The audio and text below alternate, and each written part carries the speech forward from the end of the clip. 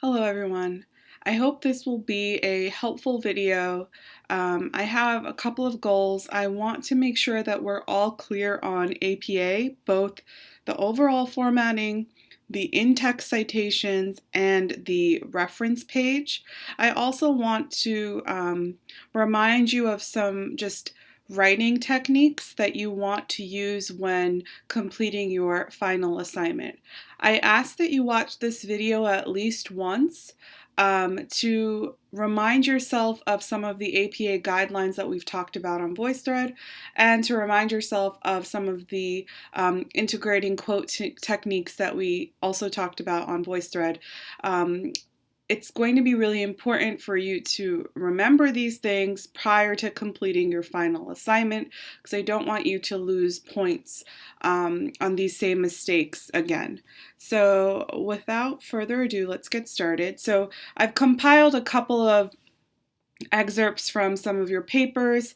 It's all anonymous, so no worries there. And this is really just meant as a learning tool. It's not meant to embarrass anyone or make you feel like any of these excerpts are horrible. They're not. It's just they're making mistakes that we all sort of are making, and so why not learn from them? So the first thing that I want to remind you of, because I think mostly everyone forgot about this, is there's a specific format for APA. And that format asks that you have a header. And when I say header, I mean this. So what I did to have this happen is I double clicked at the top of the page. And in this header, you should have the title of your paper. So if the title of your paper is Education Pad, for example, then I would put Education Pad here. And that way, on all of the pages, the title appears. Another thing, your font really should be Times New Roman, and the size should be 12. And the other thing is you want page numbers. So you would want page numbers to appear. Uh-oh, I don't want this though. You would want page numbers to appear at the top right corner, and you would want the header to be right alongside it. So that's when I pointed to all of you about needing a proper header. That's what I was referring to. So the second thing, in terms of formatting, that we all kind of struggled with is what has to come at the top. I don't need all of this information at the top. I simply need your name, and it does not have to be bold, or rather it should not be bold. So your first name and your last name is all that I need. And then you can begin the paper. Now if you'd like, you can put the title again at the center, but this title does not need to be bigger than the rest of the paper. This title does not need to be bold. This title does not need to be in a different color. Okay, then you'll see that there's some of you put your citations in random spots. So I imagine that this is supposed to be a citation, right? This should really be at the end of your paper on what we call a reference page, right? And you're going to also want to put it in a specific order, present the information in a specific order, but I'm going to talk about that more later on. So that's, again, what I mean when I say formatting. All right, now let's look at this sample introduction. So it reads, what is a literacy campaign? Its name says everything. Is a campaign to promote literacy in a country, state, or community. Every time a person hears the word literacy, automatically thinks of writing. One is both reading and writing and the ability to understand and communicate. Some people might have the privilege to go to a school to study literacy and learn, but what happened if you don't have that privilege and is not a priority in your life or country? So I want to do two things. I want to point you to some grammatical issues that I think all of us are struggling with, and I'm presenting this not because you're getting points off for grammatical issues, because as I said in the beginning of the semester, I'm more interested in seeing you develop as a writer, and so I have worked with you one-on-one in telling you what grammatical issues you're struggling with. But it is useful for us to note. There is a difference between is and it. It is a pronoun, right? So it can stand in for a subject, right? Is a helping verb.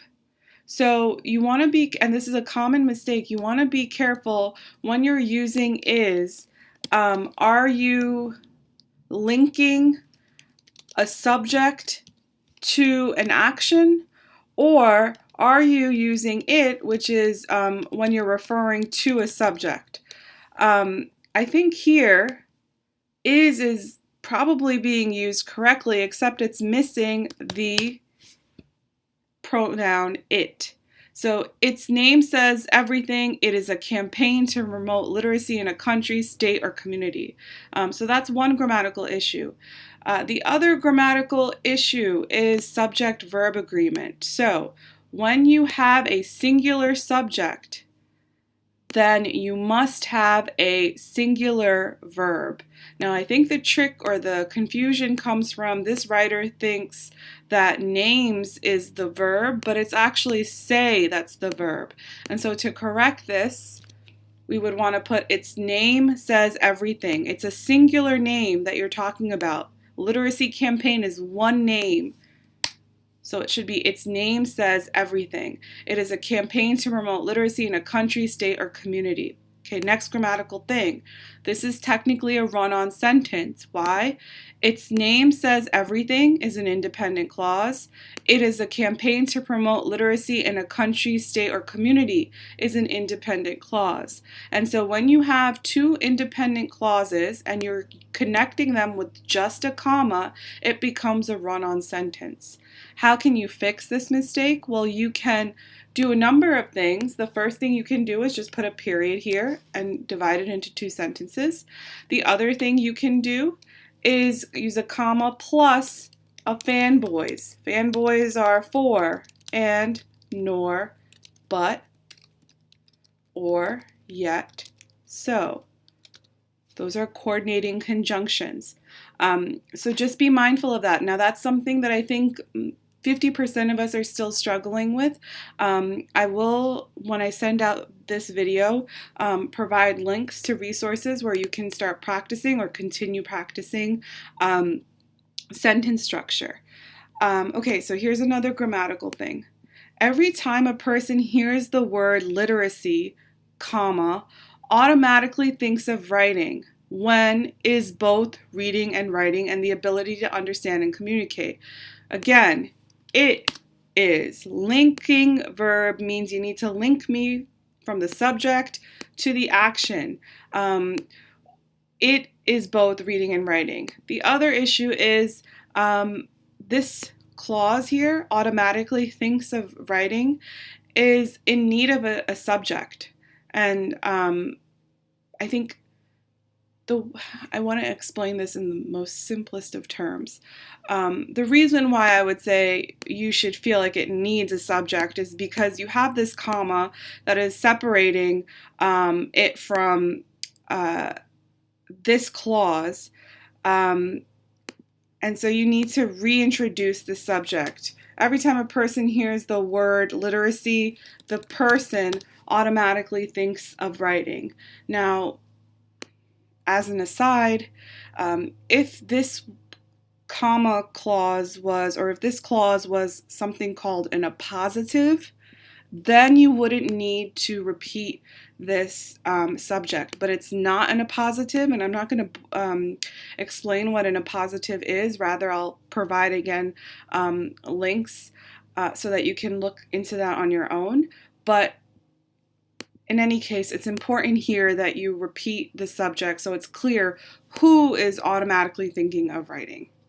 The, I think, final thing about grammar is tense. What happened is you're assuming then that the thing that's happening happened in the past, when in fact this writer is asking about something that's happening, that's hypothetically happening, and so for that reason it needs to be present tense. But what happens if you don't have that privilege? And again, it is not a priority in your life or country. Okay, so that's the grammar bit. The other part that I want to talk to you about in terms of this paragraph is, for me, it feels like a filler paragraph. And when I say filler paragraph, and I noted this in a couple of your drafts, I mean, I don't really feel like it's pushing your argument or pushing your report further. Instead, it's just giving information that's not necessary. And the reason why I feel like this information is not necessary is because you can assume, if it's a literacy campaign report and that I'm asking you to report on a specific literacy campaign, that your reader has familiarity with what literacy is and what literacy campaigns are. And so and this was also a 750 word report, right? And so rather than spend almost 100 words on explaining what literacy is and what a literacy campaign is, I would much rather you spend 100 words giving me maybe context about the country that you're going to be studying, giving me context about, the specific literacy campaign that you're reporting on and how it came to be. Those are more useful ways to imagine your introduction. The other thing that some of you or a lot of you are doing is posing questions. Now, I'm just going to say, personally, I'm not a fan of asking more than one question in a piece of writing. I think that for a report like this, right, I'm interested in the answers. I'm not interested in posing questions. Now, if you're writing something like maybe an argumentative essay, it is useful for you maybe to pose questions because you're sort of trying to connect with your reader and say, reader, you might be wondering, why a literacy campaign is important to study. Well, and then you go on to answer it. I think that's okay. But for a report like this, it's not so much argumentative as it is you explaining and reporting on a specific moment in history. So rather than pose the question, I would really just give the facts of the report and explain how the facts are important to the reader or how the facts relate to other parts of the world. So that's just my instinct, but again, I bring that up more as like a personal thing. I also think that questions, if they're really obvious, like what is a literacy campaign, I feel like that's kind of, I don't know, I don't feel like you need to pose the question. I think you can just answer it, right?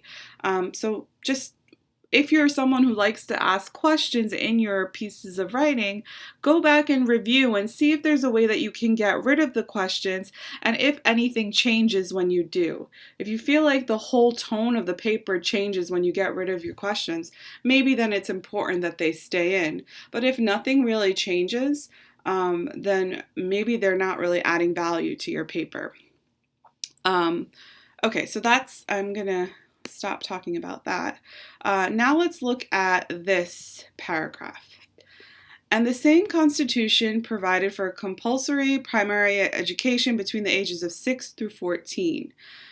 Yet in 1953, the year of the last full census that was taken before the Revolution, only 44% of children in these age groups were in school. The absentee figures were much higher in the rural areas. Cuba was not, of course, exceptional for these times. In the 1950s, though, Cuba had an overall illiteracy rate of 23%, Atlantic.com, February 26, 2015, but also taking into consideration that Che Guevara started the movement in 1959. So there are just two things that I want to talk about here. The first is the in-text citation here is incorrect. For APA, again, you need the last name of the author the year the piece was published, and if you have a page number, the page number. So let's see if I can do this on the spot. All right. There you are. Okay. So this is the Atlantic article. Now, there is an author here, Gomez and Hare. There is also a publication year, 2015. And so in order to correct this, I can do two things. Well, and then the other thing is I don't know where the quote began. So you want to be mindful of putting the quotations to both open the quote and close the quote. So let's imagine that the quote starts here, right? I can put according to, was it Gomez with a Z or S? Okay.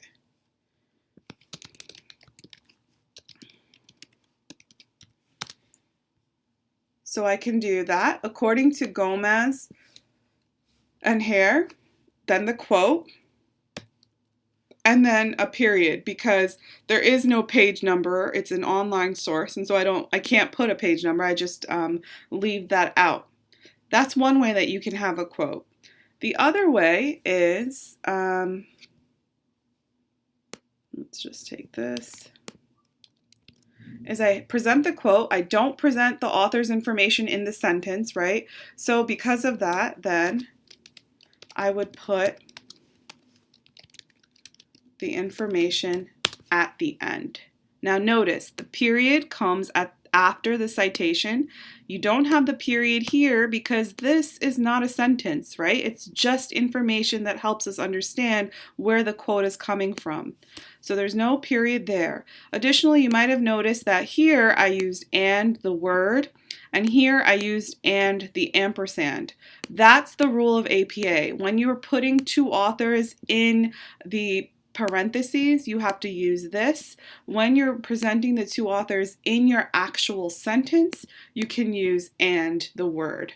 One way that I remember it is it makes sense to use the word or spell out the word when it's in your sentence. When it's not in your sentence, it makes sense to use some sort of symbol.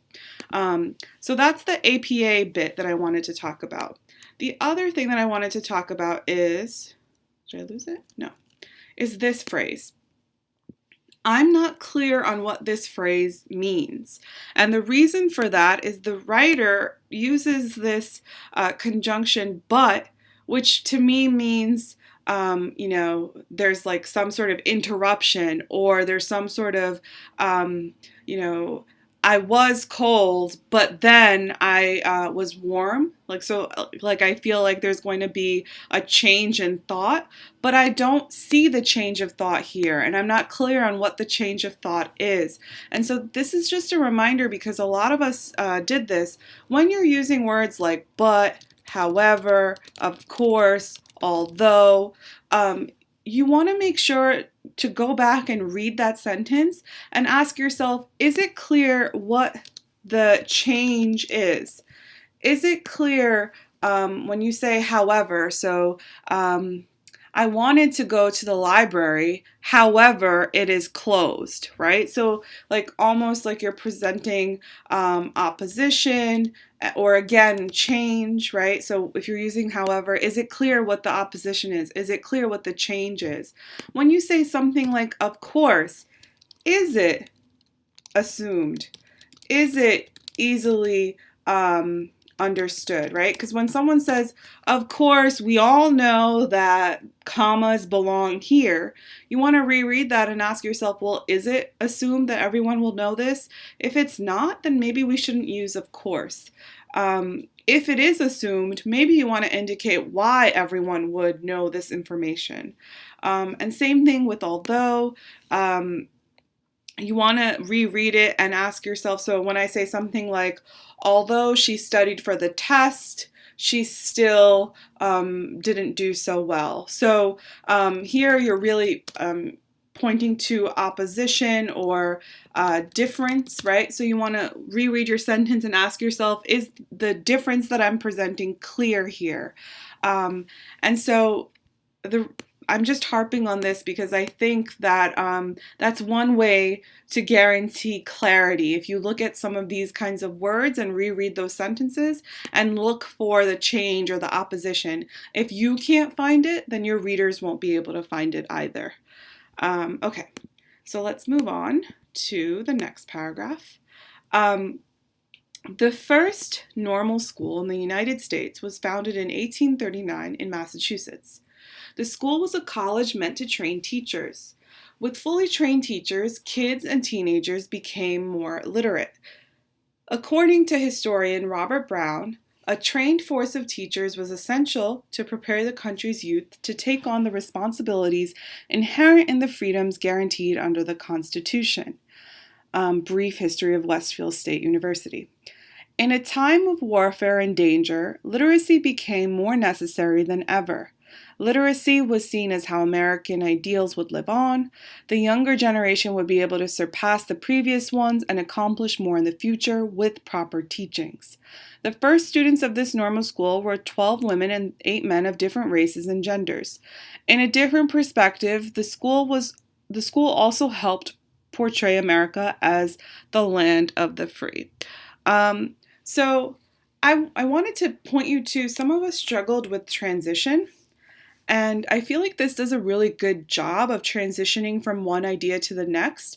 And one reason for this is it's using a really important technique where you repeat key words in your in consecutive sentences. So for example, the key word here, trained teachers, is repeated here. And so because of that, there's a transition.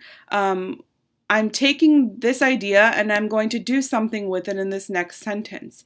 That's something that you want to try if I'm telling you that your transitions are off, particularly in paragraphs, right? So if the end of your paragraph has a key word, can you repeat it in the next paragraph's topic sentence so that there's a clearer transition? And then in terms of in text, so again, I don't need this information because in APA, I only want the last name of the author alongside the year. And so if the year is not presented, as the student does here, you want to put N.D. So yeah, and just, I mean, I understand that there's like more genders now I understand that the conversation about genders now is complicated and not as simple as male and female. However, for me, if you say that there were 12 women and 8 men of different races and genders, there's some sort of disconnect because you've already identified their gender. So why are you saying that they were different genders? Are you saying within these 12 women, they are identified as more than just women? They identified as another gender? I don't think so. And so that's just a call to like be mindful of redundancy. Okay. Then we have this paragraph. And so just for the sake of time, I'm not going to read the whole thing. I'm just going to read this portion. According to the UNESCO's Education for All Global Monitoring Report 2011, India was home to 283,105,000 illiterates, and in the year 2008, out of the 805,000 adult illiterates around the world. This is an incomplete sentence, and the reason for that is I don't, like, just when you're bringing numbers into the conversation, make sure it's clear what the numbers are supposed to do. So here, I feel like this would be a complete sentence. India was home to 283 illiterates. Great. I don't know what I'm supposed to do with this number. Adult illiterates around the world, what? So in 2008, there were this many adult illiterates around the world, and what do you want me to do with that? This whole thing is really a subject, so we're in need of a verb. The other thing is that the year should go in parentheses. So there's a rule, if you looked at the APA resources that I provided, where when you're citing an organization, yes, absolutely, you would present the organization's name. But right after, you would put the year that this organization published their information. And that year should be, again, in parentheses. Another thing is, some of us were like kind of excited about bold, but please don't bold information. Also, please don't italicize information unless one of two things is happening. You bold information for section headings, and there's no reason to use section headings in this class because we're not building 10 to 15 page papers. And you italicize novel titles, names of newspapers, names of movies. Article titles are put in quotes. And there is no need to italicize quotes. To make the reader understand that you're quoting, you just put the words in quotes. You don't have to italicize. So that was something that a lot of us did. Okay. And then I think the final thing, actually, no, this is not the final thing. This is also a part of that same paragraph. This system was intended for use to make up for lack of qualified personnel and adequate infrastructure in rural India, Menglingam, and others. It's not and others, it's Menglingam et al., which means this author and everyone else. You don't put and others when you have a resource that has more than 3 authors. You don't have to list all of the authors' last names. You would list just the first author plus this et al. It means and the rest of them. But that's just a note to remember for your next assignment. Okay, so this is the second to last thing that I want to talk about. Here we have a paragraph. Supko, 1998, elaborated on some of the hardships that the people of Cuba endured before the literacy campaign came into fruition. He explained, prior to the triumph of Castro's revolutionary forces in 1959, the educational system in Cuba was characterized by gross inequalities regarding access to resources and educational opportunities.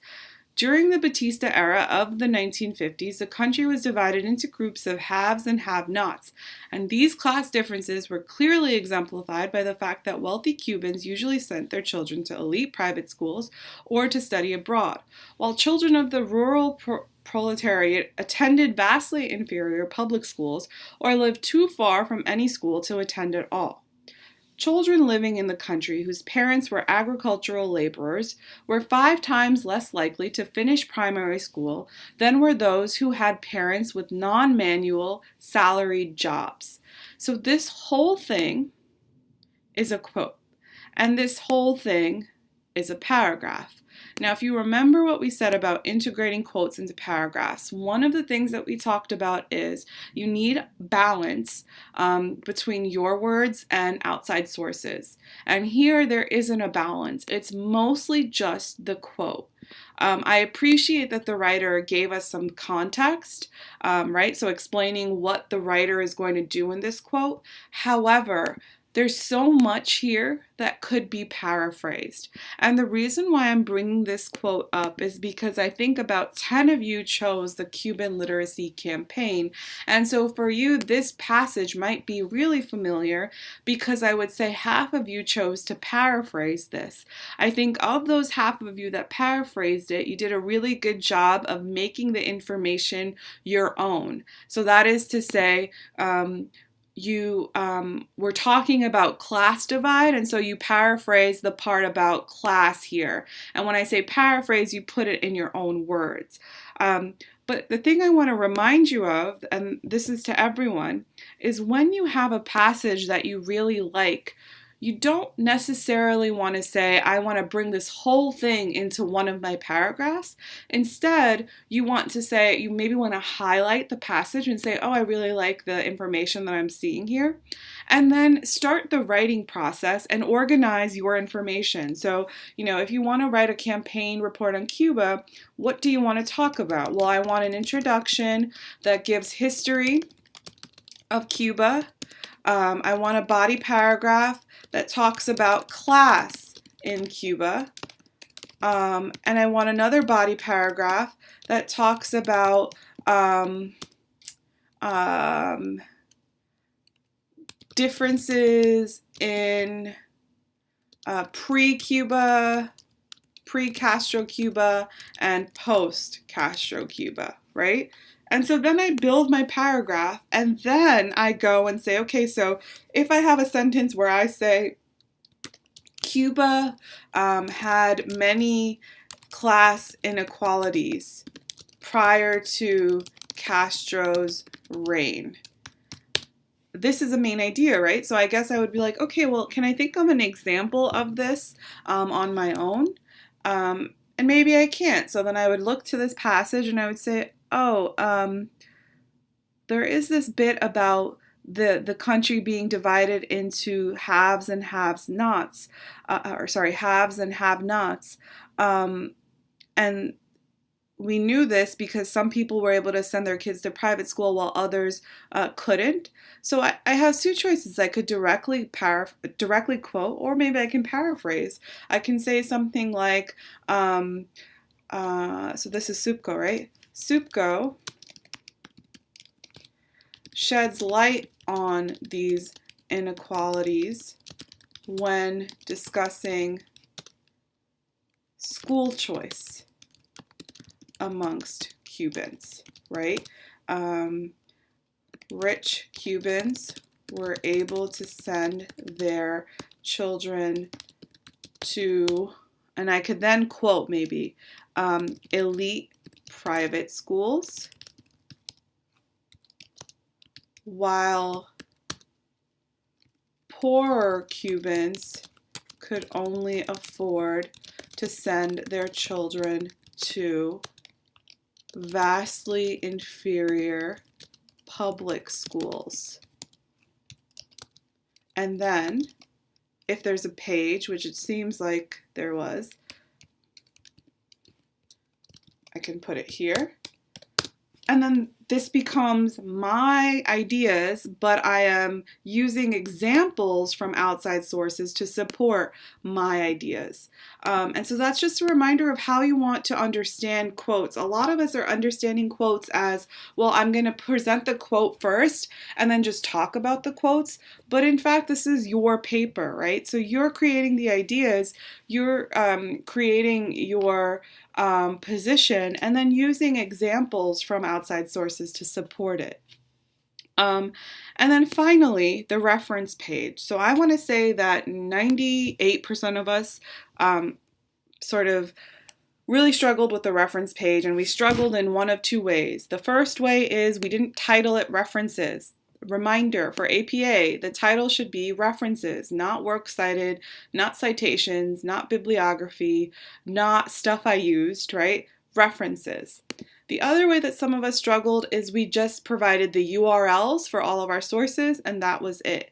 In fact, that is not how a reference page is supposed to look. And so here is an example, and I thought I sent it to all of you individually, but I think someone noted that they were unable to open the link. So I'll send it alongside this video.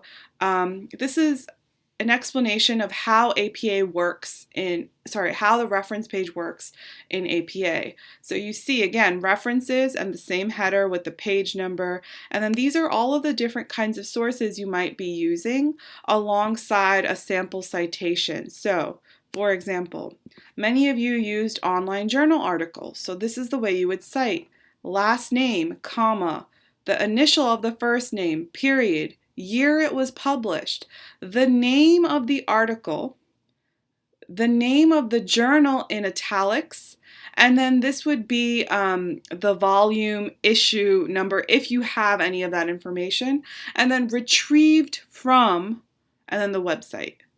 So again, this is how you would offer a citation on your reference page for an online journal article.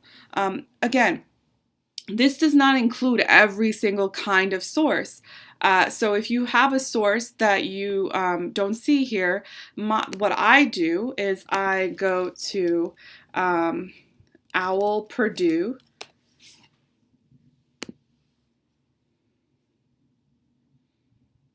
and I look up here what I need. Now, again, I'm not going to say this is the easiest process. The other thing I might do is I might just Google APA reference citation for journal with multiple authors. And then I might look at what comes up and choose something that I feel is reputable. So again, see this, I would use OWL. Library guides are pretty reputable because that means that it was developed by a college library. And so as I get further down, I might not be inclined to use something like EasyBib because I'm not sure how updated it is. But like these library sites, I feel like would be really useful. And I believe we're still in the 6th edition of APA, so all of these 6th edition, that means it's going to give you up-to-date citation information. So again, that's just a reminder of how you can get reference information. And then the final thing that I wanted to say, and I am kind of regretting putting this at the end of the video, but I'll make a note of it in the announcement, is I am providing comments within your assignment. And so this is from Blackboard, the help page. So when I see your work, I'm able to offer comments in the form of these blue icons. And I also give like sort of brief comments here. I just want to make sure you're able to access these comments. And from what I've gathered here, the way that you would access it is when you open your file. I think you should see something, and you should be able to say download annotated PDF. And when you click on download annotated PDF, you would see all of this information. It would be great if someone could try this out and let me know that it worked, just because I am kind of nervous that I'm writing all these comments and no one is seeing them. So that's just an aside. Hopefully you found this video helpful. Again, if there are any questions, you can always email me, but now we are moving on to the argument module. There's no assignment, like major writing assignment attached to this. There is a discussion board post that you will be responding to. But you do have time this week to sort of reflect on the comments that I've given you in this report and sort of come up with strategies that you'll use when completing your final assignment, which we'll talk more about in 2 weeks. So until then.